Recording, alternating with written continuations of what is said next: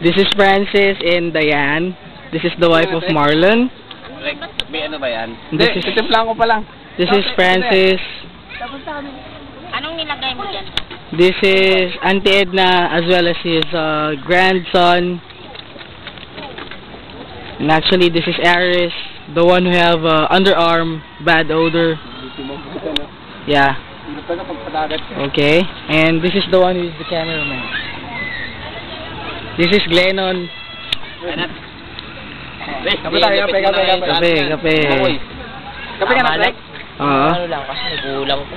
Hirapan lang ako magpalutang talaga yung stay na palutang. This is the overview of Forest Lawn. Importante din magpalutang. Huwag na magpalutang, huwag na magpalutang. Yung gano lang, Kita. yung gano ka lang, sa lugar ka lang, papalutang ka lang, hindi ka umaandar. Marunong ka na. Wala, mahirap mo. Hindi ka puwapag. Yung mga importante. Wala, may tatlo ka lang alam na langoy. Ito po ang pinakagwapo sa bayang walang tao.